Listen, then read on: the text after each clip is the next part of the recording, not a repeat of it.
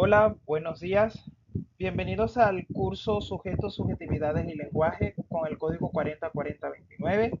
Me llamo Ángel de Jesús Pimiento Ochoa y este hermoso video quiero presentarlo a ustedes, compañeros y compañeras, y a nuestra querida tutora Constanza Torres.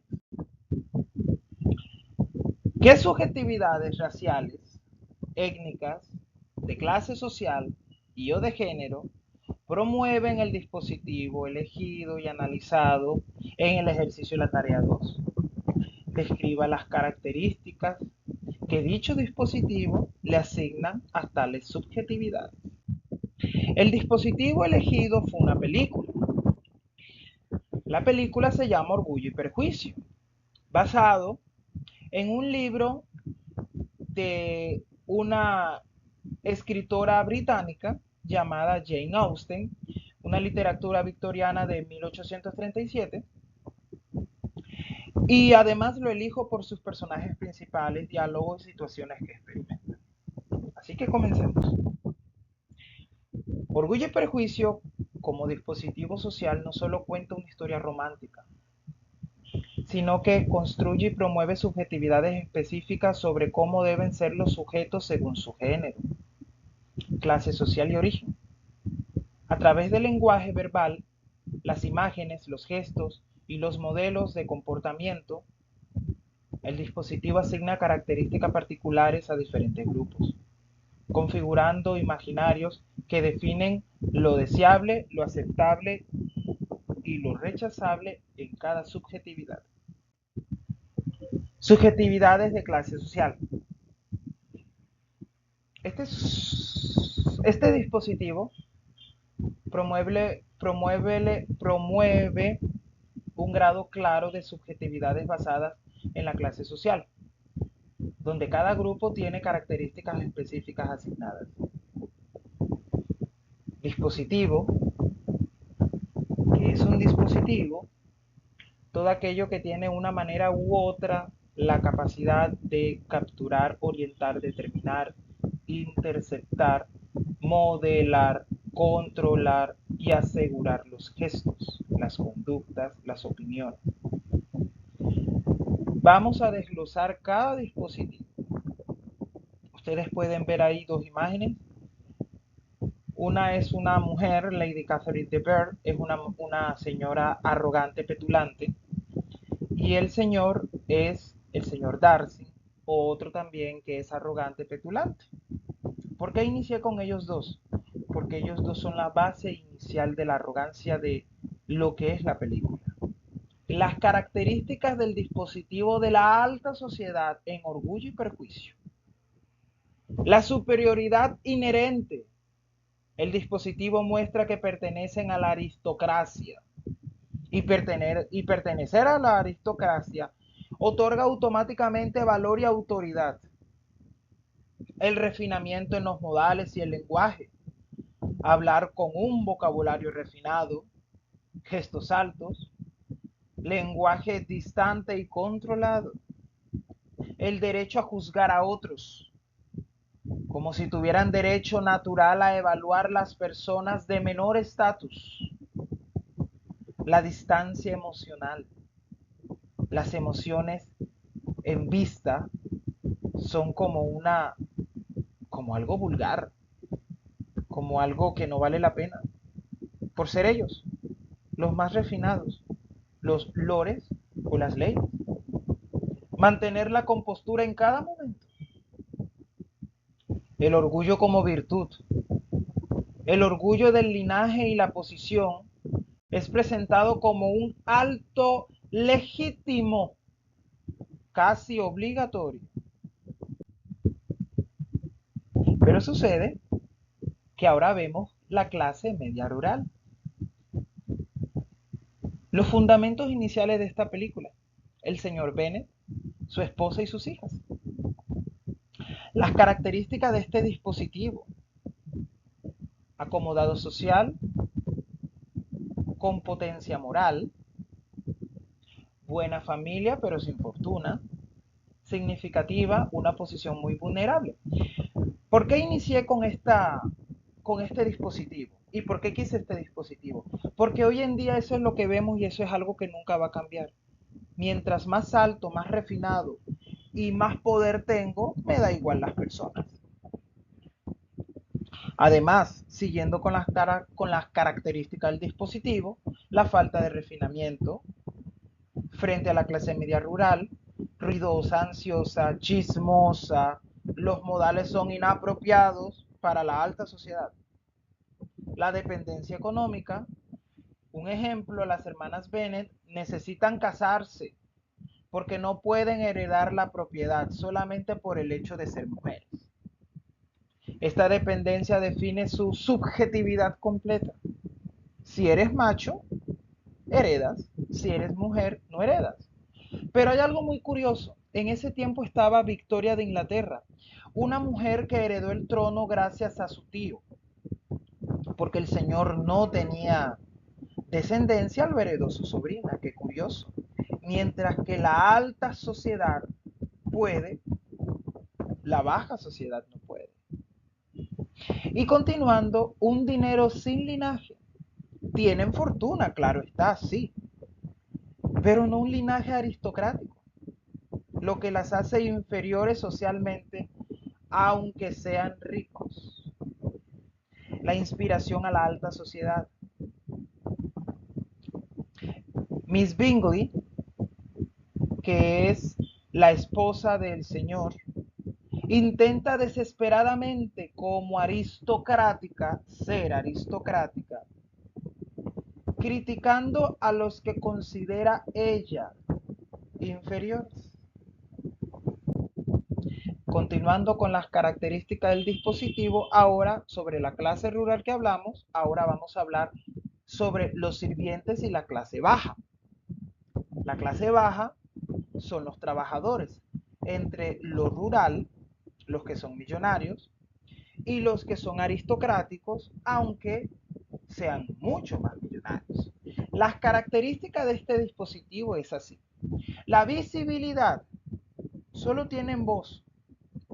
No opinan, no decretan, no aconsejan, solo obedecen. Son una función decorativa, por decir, miren lo que yo tengo. Existen solo para servir a las clases superiores. Sin subjetividad propia, claro está. No tienen deseos, conflictos o historias propias. Son parte del escenario.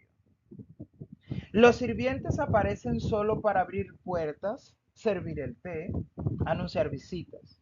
No tienen nombres, no hablan, no importan como sujetos. Como por ejemplo, hoy en día, ¿qué es lo que vemos en este siglo actual? Todavía lo tenemos. Dile a la criada que me traiga eso, cuando esas personas también tienen derecho como nosotros. O las personas que presentan una hoja de vida en una empresa y las utilizan de oficios varios, como para paraseos. También las maltratan y las cosas tampoco no pueden ser así. Continuando, las subjetividades de género. Como ustedes pueden ver allí una plaqueta de 3 fotos. En esas 3 fotos se define la primera foto, la alta sociedad de pie, frente a la baja sociedad a un lado, las hijas principales y un baile. ¿Por qué quise hacer todo esto? Porque quise mezclarlos en un solo. Aunque sean de alta sociedad y millonarios, los dos se diferencian. Las subjetividades de género, la pasividad. Las mujeres deben esperar a ser elegidas, como por ejemplo en el baile. No pueden tomar la iniciativa romántica en ese tiempo, que era la época victoriana del siglo XIX, XVIII, XIX. La dulzura y la complacencia nunca deben quejarse, siempre deben de ser amables, siempre deben ver bueno a los otros, aunque la persona sea inmunda y mala. Dependencia del matrimonio. Toda su existencia se orienta hasta conseguir un buen matrimonio. Ser totalmente entregada a su esposo. Sumisión a la autoridad masculina. Deben ser obedientes. Deben obedecer a sus padres, hermanos y esposos. falta de educación formal. Su educación es en logros femeninos. Tocar piano, bordar, dibujar, no pensamiento crítico. Aún hasta las mujeres de la alta sociedad, porque eso se lo dejaba a los hombres. Mientras que los hombres se iban a la Universidad de Oxford en ese tiempo, iban a estudiar medicina, iban a estudiar derecho, iban a estudiar administración, aún se iban a las trincheras, las mujeres tenían que esperar pasivamente, porque es así ser mujer. Control emocional, deben ocultar sus sentimientos profundos, especialmente románticos. Es inaceptable mostrar afecto abiertamente al público. El hombre tiene que ir a la guerra para honrar su apellido, el honor y la causa de la familia, aún hasta que los hijos lo nombren. Mi padre fue a la guerra. El hombre quien provee y complace a toda su mujer. Claro está. El hombre es quien tiene que proveer. El hombre es quien tiene que darle todo el complacimiento a la mujer. Pero así también la mujer también tiene derecho a tener una libertad. Pero como estamos hablando del siglo XIX, siglo XVIII, en ese tiempo las clases altas también las mujeres tenían muchos derechos, pero lo tenían muchos derechos restringidos. Aún ellas podían salir en sus coches con sus criadas, pero la baja sociedad no lo podían hacer. Esa es la diferencia de una cosa con la otra. Las subjetividades raciales y étnicas. Ahí vemos nuevamente tres plaquetas de fotos. Una plaqueta de un baile, una plaqueta en que el señor Darcy le agarra la mano a la agradable mujer, que también ella fue la primera mujer feminista del libro, quiero decirle eso. La señorita que ustedes ven allí, esa fue la primera mujer feminista del siglo XVIII. Feminista en el sentido de que no tira piedra como en este tiempo, no es de las que hace mi cuerpo, hago lo que quiera, no, sino que es de las mujeres que nunca se dejó gobernar. Es una mujer que siempre tenía la frente en alto, es una mujer que si le decían respondía, es una mujer que armaba el caos. Subjetividades raciales y étnicas, disponibilidad de otras razas. No hay personajes de color en toda la película, como ustedes pueden ver. Todos son blancos. La blanquitud es tan normalizada que ni siquiera se menciona. Inglesidad como raza y etnia anglosajona. Metámonos en cuenta algo. Frente a todos los siglos que fueron cambiando, la época victoriana fue una época de muchas conquistas. La época victoriana se trató de victoria del Reino Unido, en donde el Reino Unido era un imperio, en donde la Commonwealth, lo que hoy vemos como la mancomunidad de naciones, la que todavía se encuentra hoy en día regente, ellas traían esclavos para llevarlos al Reino Unido para trabajar para ellos, pero muchos de ellos, por la consideración que tuvo la reina Victoria, muchos de ellos cambiaron. La reina Victoria fue una mujer que fue también feminista, a un punto en que acabó con la situación de que la mujer no tenía que ser subordinada y la mujer no podía ser señalada por el hombre. La reina Victoria, a grosso modo, también le dio libertad a la mujer en que puedan elegir casarse con el hombre que quieran, mas no la familia tenía que hacer un contrato generacional desde la cuna. La reina dijo, no, puedes casarte con quien quieras, pero aquí todo se basa en el respeto. ¿Por qué quiero decir esto? Porque sucede que el linaje anglosajón, que es el linaje inglés, era un linaje muy fuerte, de buena familia, implica tener ancestros ingleses y preferiblemente con títulos. Las subjetividades regionales y rurales. Ustedes pueden ver ahí tres también líneas de fotos. Una entre dos palacios y una entre la casa rural. Una de esas casas eran donde vivía ficticiamente las personas principales del libro, la familia Bingley. La autenticidad, pero falta de sofisticación. Son honestos, pero simples. Eso es la parte muy noble, la conexión con la naturaleza, porque prácticamente en la época victoriana siempre vivían en el campo. Mientras más grande sea tu palacio, mucho más refinado eres. Esto lo hace saludable, pero también poco femenina según muchos, en la conexión con la naturaleza. El chisme y la vida social limitada. El campo, y en el campo todos conocen los asuntos de todos, porque cada espacio y cada jardín se conectaba con el palacio de al lado. Es por eso que tenían contratos de matrimonio con sus vecinos, para que no se perdiera ni la fortuna, ni el linaje, ni los terrenos. El atraso cultural, menos acceso al teatro, música, arte y educación formal. La calidez humana, son más genuinos en sus afectos y menos calculadores. Esa parte quiero dejarla al final. ¿Y por qué? Porque sucede que en la parte pobre, la calidez humana la quise poner pobre, ahí en la parte final. Porque cuando ellos vivían en el campo, aún teniendo los palacios al lado, ellos eran los que siempre sacaban de apuro a los lores, a los condes y a los duques.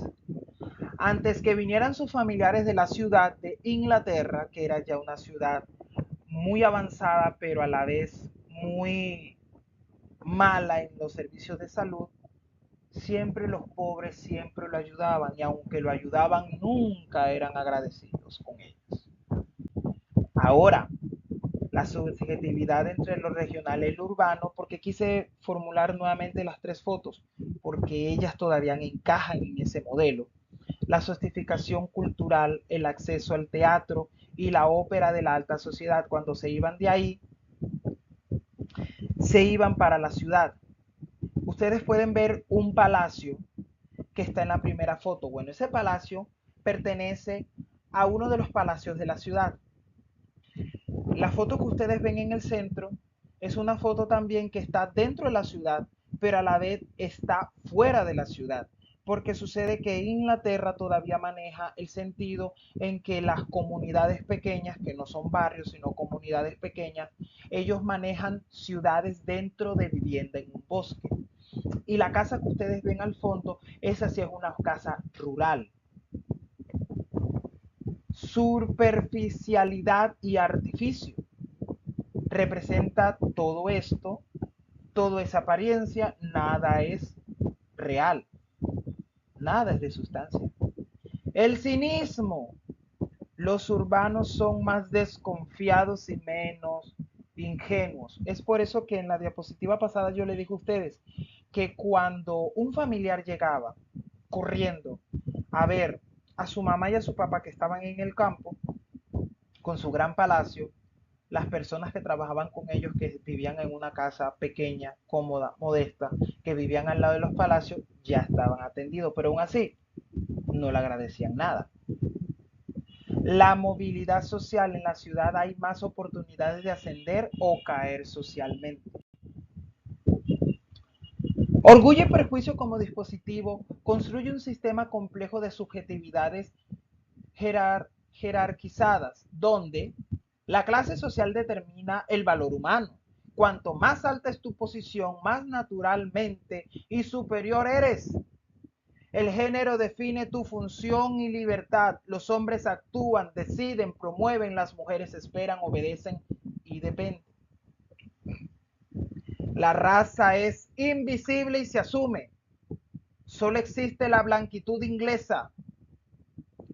Claro, quiero tener un paréntesis. En ese tiempo también habían muchas colonias, colonias hindúes y colonias africanas. Solamente lo tenían nomás para objetos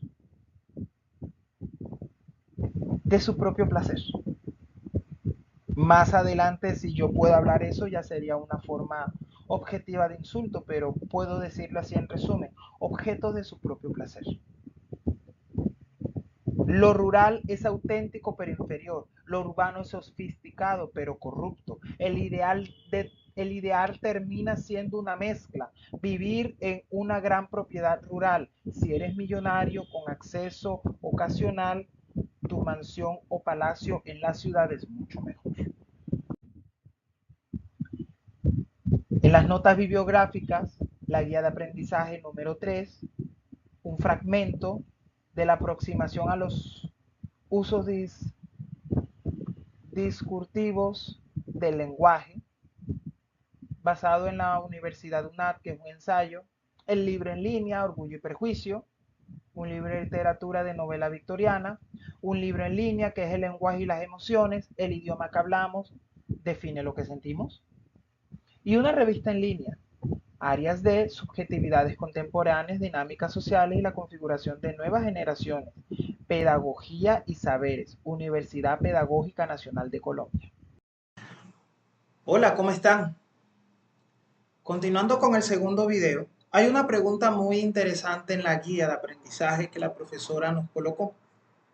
¿De qué manera las diferentes expresiones, representaciones e imaginarios de subjetividad que promueve el dispositivo observado y analizado en la tarea número 2, en la tarea elegida, ya en esta fue Orgullo y Prejuicio, una película, ha influenciado su propia vida, configuración de sujeto en diferentes momentos de su vida? Si hablamos de la configuración de mi sujeto en los momentos de la vida, sobre la película Orgullo y Prejuicio, me pongo a pensar en muchas cosas. Y una de ellas es la forma en que hablo. Puedo llegar a ser algo arrogante en ciertos puntos de la vida, y perdón porque hay veces que soy así, pero no todas las veces. También soy algo indirecto, algo sarcástico, no tanto, y muy respondón. Creo que la tutora se ha dado de cuenta porque cada vez que ella me escribe siempre le respondo. Pero lo bueno es que usted, tutora, me está enseñando a tener algo que se llama comprensión lectora. Sé que tengo una ortografía horrible y una redacción pésima, pero ahí vamos progresando. No me gusta dejar a medias las cosas. No me gusta. Las detesto. Las cosas las termino y punto. Y tienen que salir bien. No tienen que salir a mitad o a medias. Bien. Si no es bien, la destruyo y la vuelvo a formar hasta que me salga bien. Porque soy así. No es porque me educaron, soy así. Y al que no le guste, pues de malas. Lo hago para que no me moleste. ¿Ven que puedo ser algo sarcástico?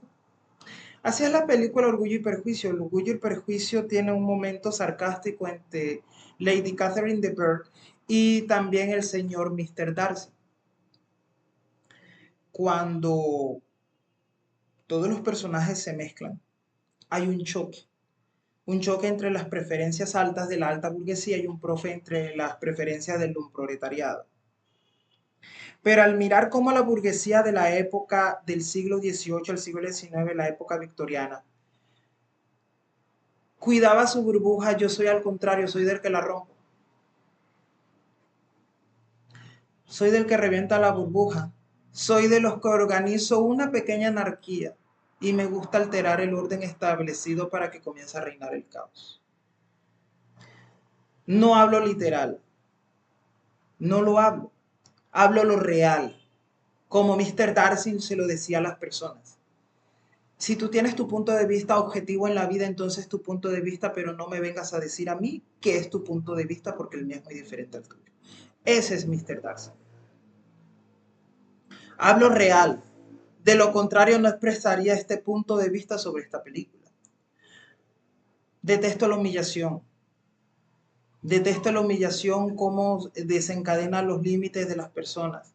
Me es muy denigrante que en los lugares donde voy, aún donde estoy, me hagan recordar a Lady Catherine de Bourgh, la creída del cuento, con su jactancia modelando su estatus para demostrar que tiene más poder que las otras personas. Hay que humillarlas solo por su alto conocimiento. Eso me incomoda, porque las otras personas hacen lo mejor posible, pero en ese punto trato yo de calmarme. Como el señor Darcy, y dejar que las horas cubran la sabiduría, así soy yo. Soy de las personas que no me gusta ver a las otras cuando lo están humillando. Así es el señor Darcy. En resumen, Orgullo y Prejuicio en mi vida ha influenciado y lo sigue haciendo, ya que sigue siendo mi película favorita. No me he leído el libro, pero voy en el proceso. Los modales, los moldes, las expresiones, el hablar, los lugares, sobre todo, pero sobre todo, nadie en esa película se deja humillar por otros, siempre con la frente en alto. Muchas gracias. Me llamo Orángel de Jesús Pimiento Ochoa, soy de Riohacha, La Guajira, orgullosamente estudiante de sociología, sociólogo en proceso, de la Universidad Nacional Abierta y a Distancia.